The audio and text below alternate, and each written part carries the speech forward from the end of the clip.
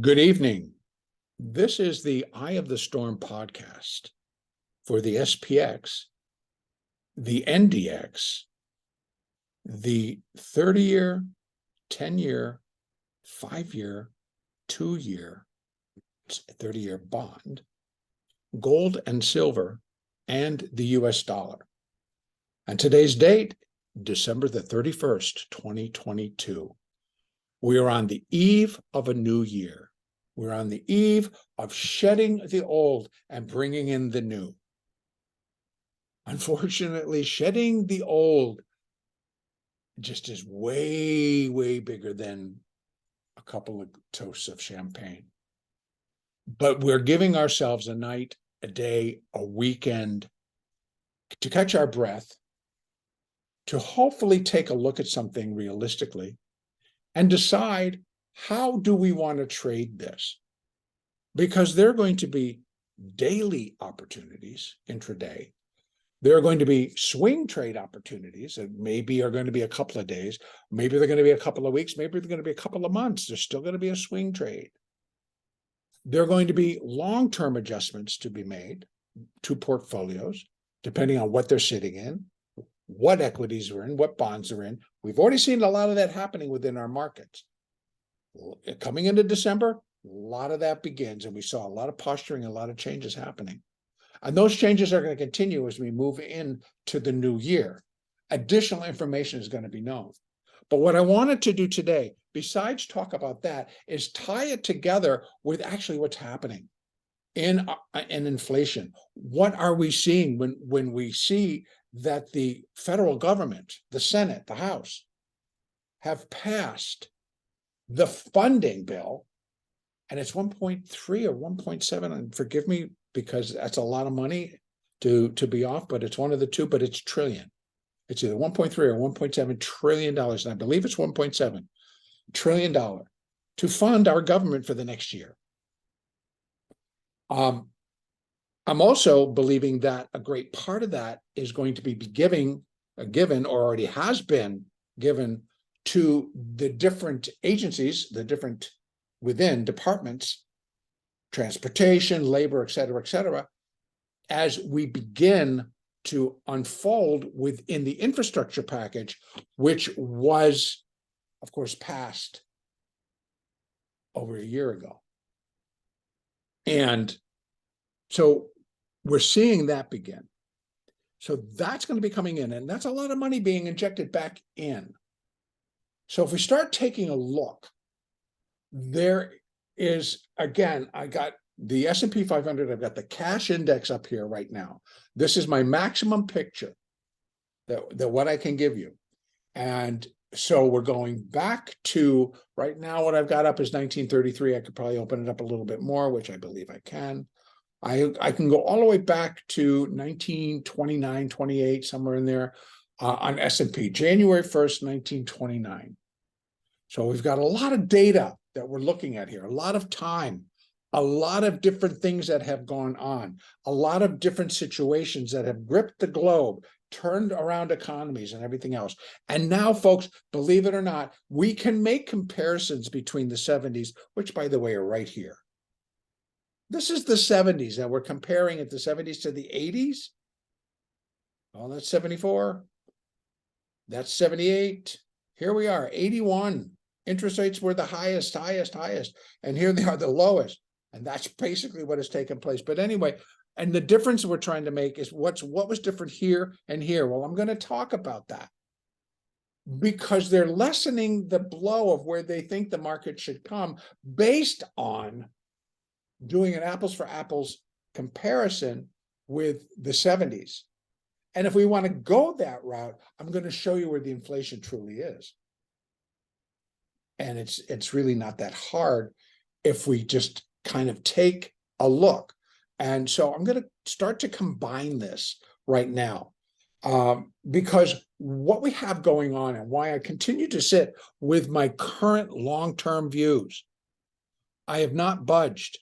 But I will tell you, and I'm going to open up this S&P chart just a little bit more here so we can just see what we're up against and what we still need to tackle and deal with in terms of an ongoing Elliott supercycle wave 4 corrective, a counter trend corrective decline. It is still in motion.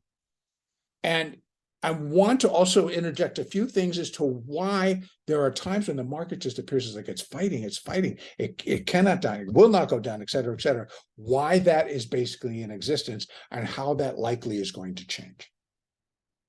So I still believe that what we're looking at is from that 2009 low. Now, remember, 2009 low, if you were around, that was the great economic collapse here in the United States. And it did spread around the globe, but it really hit us very hard here in the US.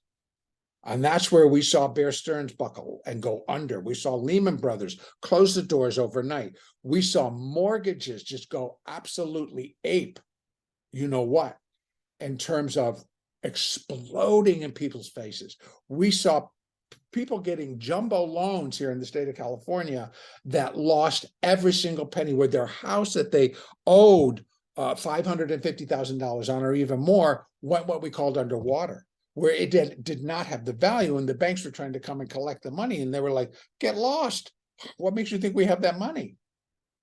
And so tragedy, but it didn't hit. It didn't hit the rich at the top of the food chain. It didn't hit, it did in a way, but no, this was like how we just really took out a lot of middle class. And then what happened? It fed into corporate world because companies like Ford, companies like GM and different sectors just imploded. And there were just hundreds of thousands of people that were like on the verge of not being able to exist for no other reason than it's just like the economy's going belly up. But the people that it really affects are the ones that they don't deserve it, basically. So the ones that can't afford it are the ones that are going to have to. In any case, what happened out of that was that corporate got bailed out. And several billions, and then it mounted into trillions, because once we got it kicked into gear, it was an economic recovery. People did go back to work. People did start making money. People did start buying cars and refrigerators and going on vacation and putting money into our economy called the United States. And that did happen. And they continued to lower the rates. They continued to lower interest rates. They continued to push additional money into the system, which then went out to all levels, corporate, which could hire more people, pay people more money, et cetera. And we built and we built and we built, and we kept going and we kept lowering and we kept going. We had a couple of bumps in the road. One was a trade war. The second one was a pandemic, unforeseen pandemic that shut down the country. Here's part two of what our government had to do in order to fund the government, fund the country, basically. And so we again, interest rates, put them down, throw massive amounts of money, stimulus money, to keep the country in business, to keep all of us in business, to keep all of us continuing to pay. And it worked. But here we're talking $13 trillion. On top of what I think this ended up being $6 or $8 trillion. So as we get to this top, of this window, as we get to where we are today, there are things that we need to understand. And one thing that we need to understand is that while we're up here and now while we're correcting, we have the very unfortunate happening of having one country decide they're going to go in and take over another country simply because we want to reunify an old world setup, and not having a whole lot of success in getting that done. What is that doing? Well, number one, it's really kind of drawing sides. And number two, it is affecting the European continent and their energy costs. We all know this. And it is now forcing the European Union and all of the individual member states to come up with close to $1 trillion And that's just their energy bill. And it's just the beginning. So how is that going to be dealt with? And how is that really going to be filtered out? How is it going to affect the United States or other areas? Because we're all one big happy family now, right? One world economy. Now we got all these trade agreements everywhere. We got all these alliances everywhere. And now we've pumped so much money everywhere.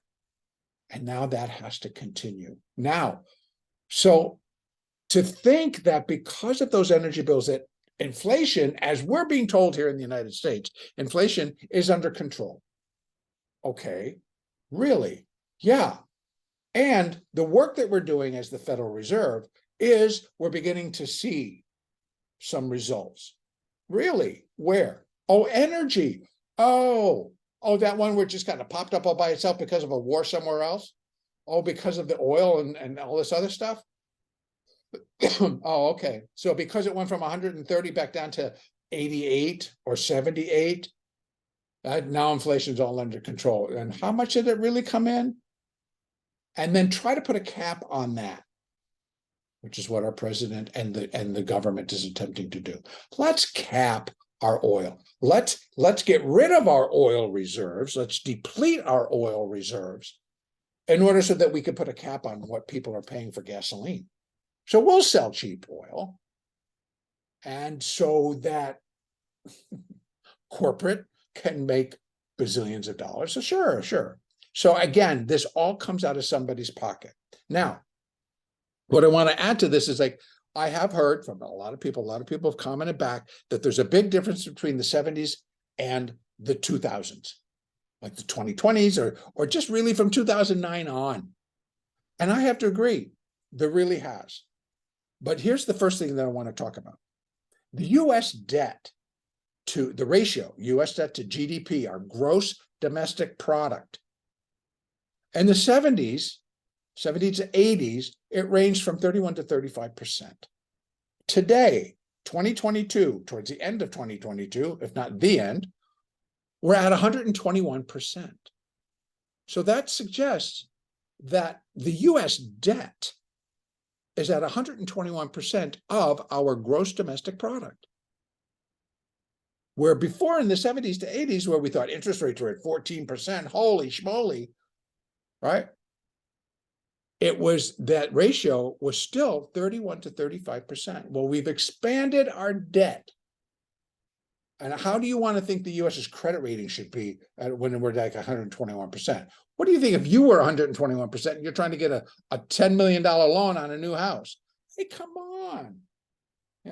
I'm making this amount of money. I know my debt's 120%, 121% of that, but hey, come on, give me another loan of 5-10 million.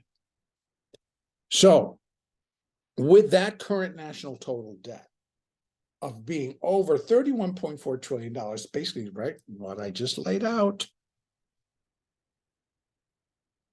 every single citizen from 1 day to 110 owes over $95,000. And every taxpayer, which shrinks that little bucket a little bit, it's over $250,000. That's what we owe to the debt. So what do we want to do with all that? How does that really kind of come in? How can we really say that inflation, that it's really getting better? And to truly tell you the truth, that what needs to happen with deflation is that it truly presents a picture that just is not very clear right now. When we're looking at how, and it really kind of comes down to how the models are put together. So how does our government summarize the changes to our cost of living, put it into a single figure? So we can call it, when we're looking at the consumer price index. So what we're doing right now, every month we see the consumer price, you're going to see that magic number, right? Year over year.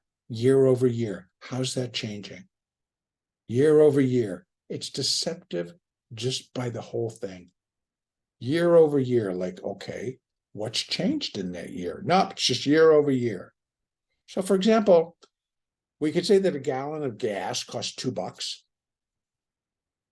And in 2021, and $2.50 in 2022. So the headline in 2022 would the headline inflation would be 25%, right? $2 to $2.50. But then we see, and I screwed up my dates, but then we see that if in April of a particular month, and we'll go back a year. So in April of 2021, gas was $2.10. And in April of in April of 2021, gas was $2.10. And in April of 2022, gas was $2.60. The April of 2022's inflation would be 23.8%. It's like, wait a minute, that doesn't make sense. Yes, it does. If you do the math, you're paying more, the inflation will come in less. You're paying less to more, so it's skewed. Funny way to tell you that it's all looking better. Okay, so how do we want to deal with that? So if we start really just putting things together and we look at things in absolute terms, the inflation breakout compared from today compared to the 70s, 80, okay, in absolute terms,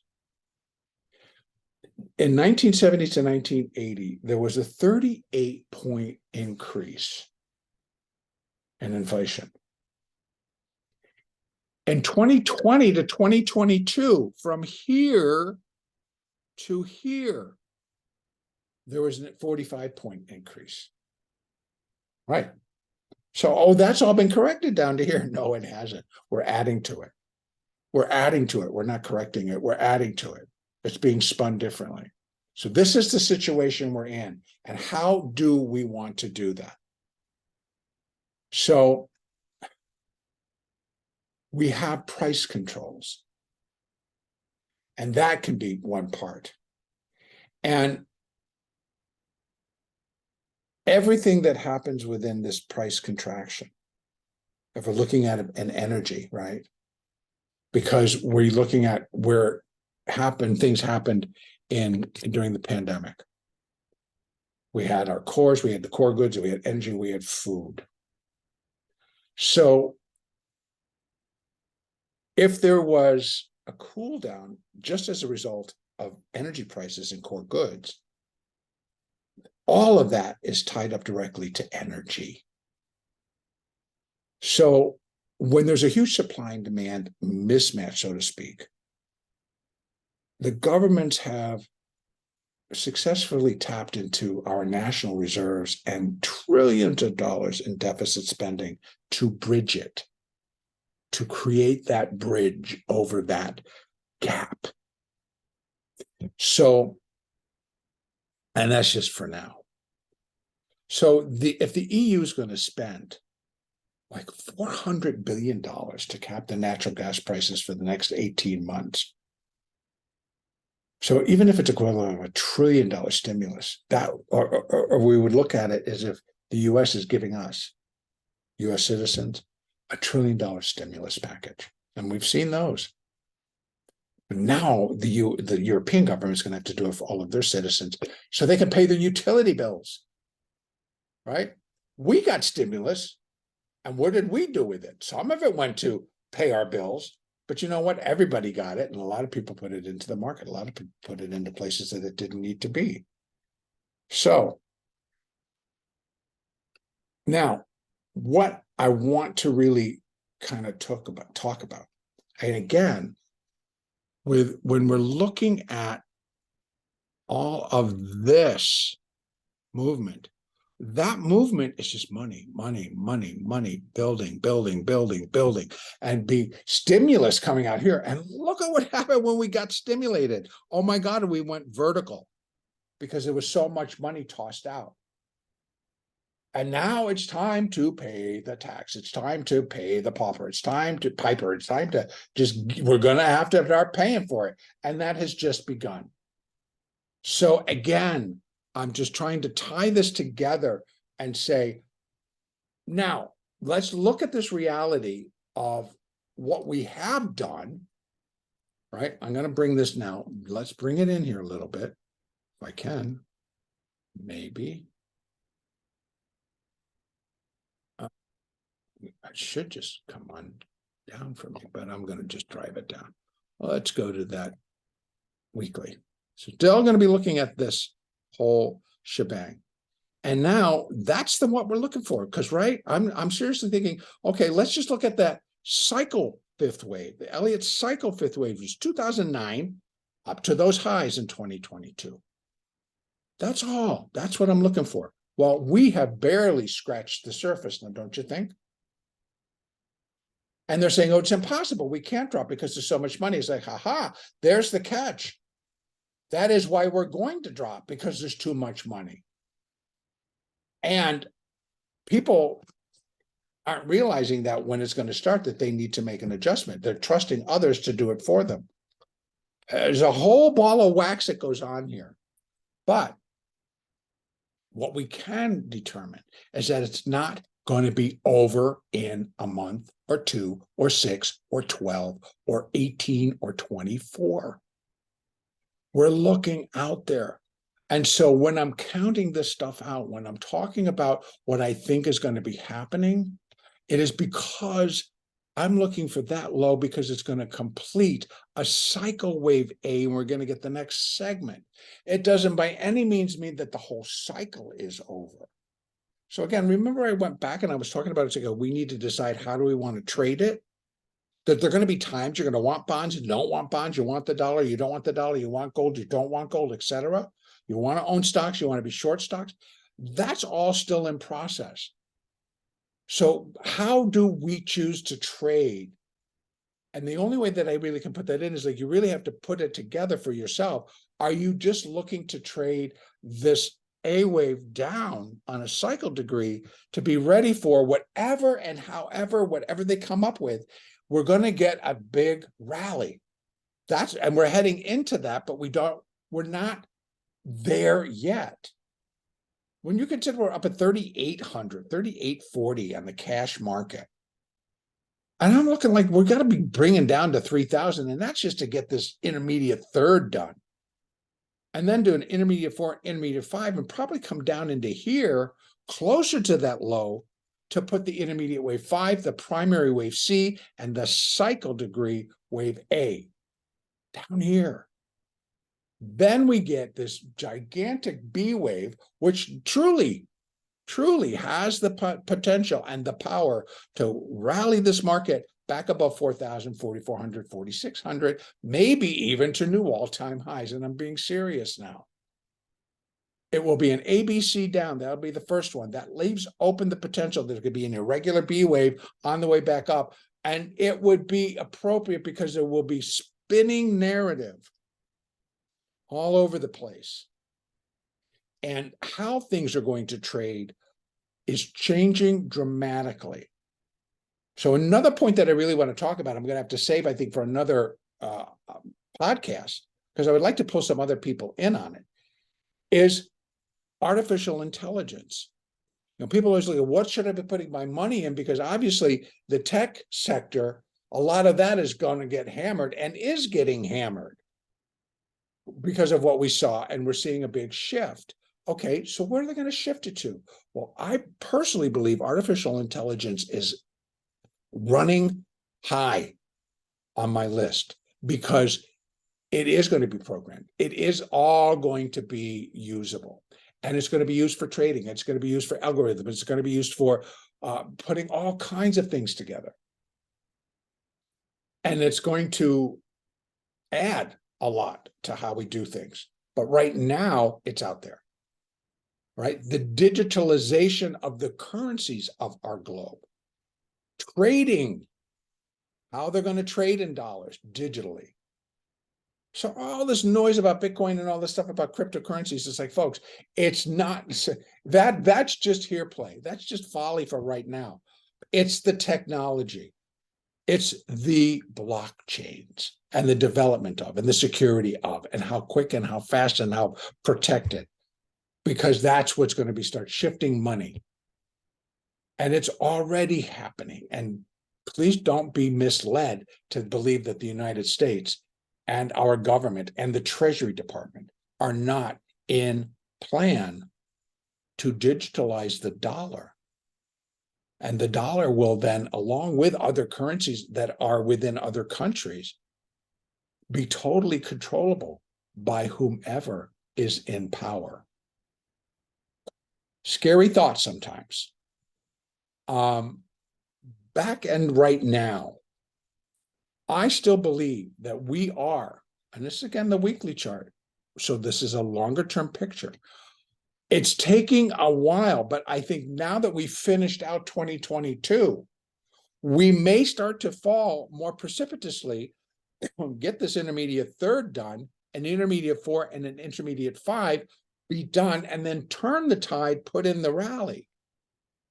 I think that rally could be 3-6 months or most of 2023. We need to drop first. That might be first quarter. And then we have the balance to bring us back up. And whatever's going to be happening is going to be happening, and it will feed it. But being prepared for it and trading it are going to be two different things. Right now, we need to be more prepared for where the crunch is going to come. Crunch is coming from inflation. We may get a break for the market to rally as much as I believe it should, because inflation might give us a break. If not, we're going to be getting stimulus. So we'll be able to deal with all those high prices. So a couple of those are two factors that you really have to consider. Will the government continue to not just our government, world governments, the central banks, will they continue to print and lend big chunks of money? That's called stimulus, and that's the only way we're going to be able to keep the game going. And there's going to be several good reasons for it to happen. And maybe that B wave, that's going to be the ticket. Boom, we're going to see this huge, nice flux going into the infrastructure. Maybe, new roads, new bridges, et cetera, new internet, et cetera, stuff being put in place. And that's going to be great. But I'm going to tell you that what's going to be done when we finish that cycle A wave, race back up in a cycle B wave. And I'm not calling for a new high. Please do not misunderstand me. It has the potential thereof, but it would be far away from me to say that's where it's going without seeing how it's progressing.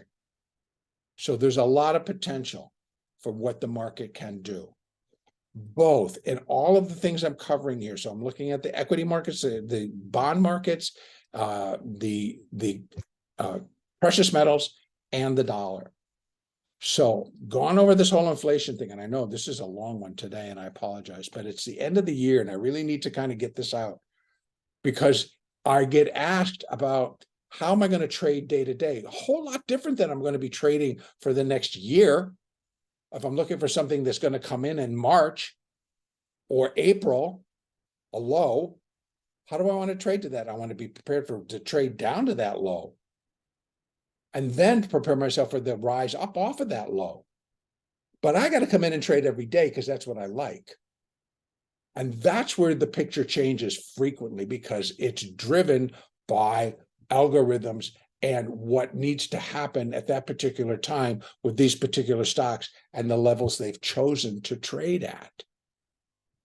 So, two different things. Now we're looking at this big picture. We're looking at core positions. We're looking at being prepared for things that can come in. Now, I'm looking at I believe we should kick the downside into gear here, and we should begin to drop fairly quickly. And from there, we'll get the 4 and the 5. And then I'm thinking 2,400 here. Now, weekly, we're still kind of futzing around that 200. We've gone below it. We came back above it, well above it, come back down, gave it a look, said no, rally. And I think they need to come down and break it. And once they do, that might be the trigger It could be the trigger that's going to really just let it go. And we get some solid downside. Finish this primary C wave down.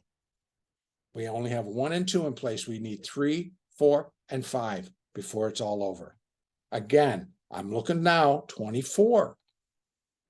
There'll be levels in between. Once we can get it going, we'll be able to put in where we think these different waves will come in. In fact, right now, I'll put in on the SPX. SPX this is, right? We're going to use the weekly chart, and we're going to put in where we think wave 3 should come in. Right now, wave 3, I tell you, it looks right, 2980, 2945. So 3,000 down to 2950. That's the zone. Been that way for a while. That's just wave 3. Then we get a 4, and then we get a 5. It'll be that 5 that we're going to be interested in checking out and making sure that we can hone in as quickly as we can on that low, because there's going to be position flipping. And call premium should be pretty dang cheap. Put premium will be expensive. So you're going to have to figure out how you want to get long and how you're going to do it. All right, I got to get over to the NDX because I still got much to cover here. And thank you all for hanging out with me. It's my pleasure to be able to talk about this stuff. Here is the NDX. It's the same story. We actually have the NDX from that low in 2003. Let me go out to that all-time, the maximum chart that I have. I'm looking here, and that's back in 2002. Those lows in 2002, after the meltdown, after the NASDAQ meltdown. So let me just stop for 1 second. I'm looking down at notes that I made, and I want to finish up the SPX by giving you some better numbers.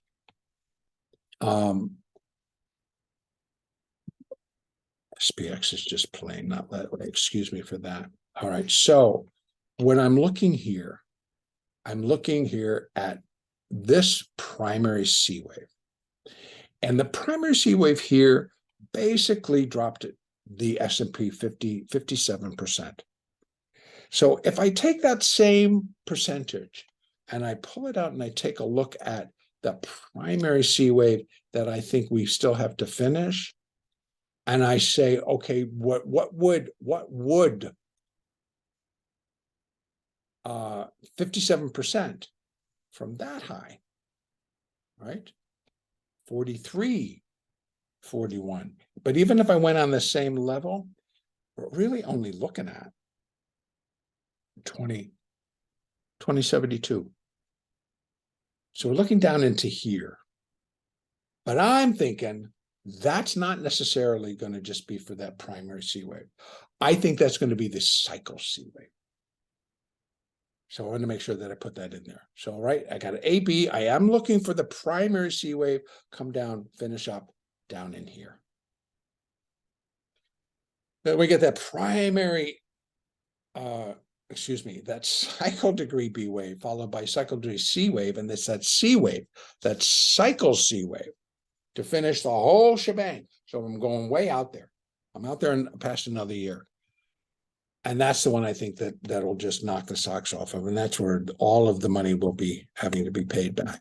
But I'm telling you, in the meantime, let's just trade more effectively and keep the noise it plays in our head at a minimum so that we can trade what's in front of us.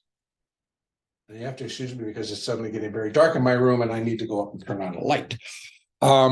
Okay, so here in the NASDAQ, it's the same type of a picture. It's the same type of a story, except this is the big financial collapse of 2008, 2009.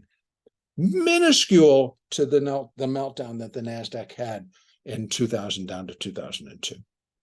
In any case, that's where we got all the stimulus. And boy, look at that NASDAQ.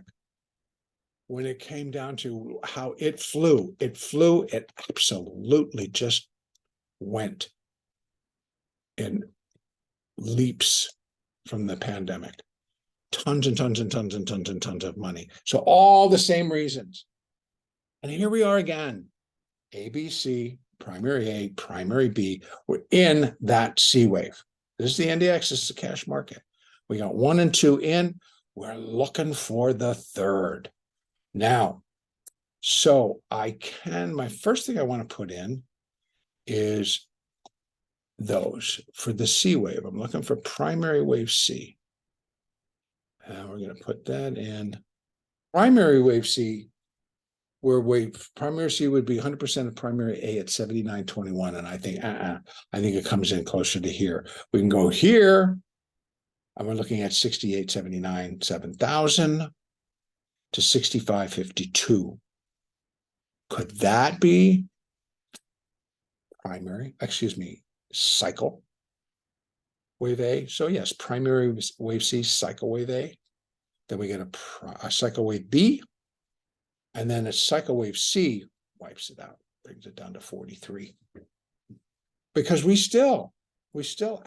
need to go and deal with those lows, 2000.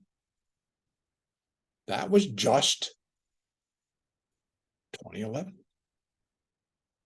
We're not really getting down there.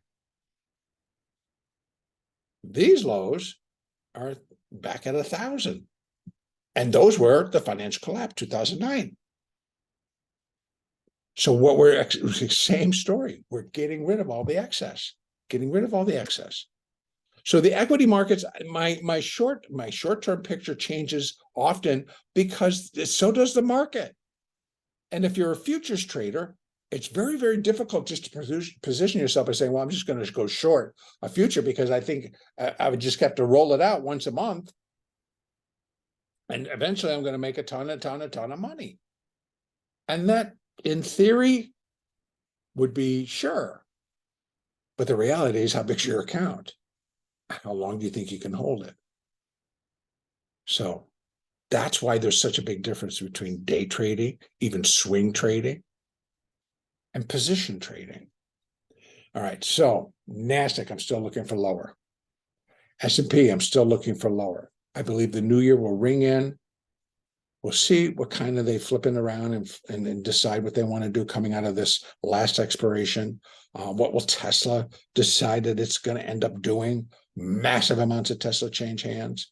So we got a whole lot going on. We got to let that settle out. But I do think we're going to catch fire to the downside.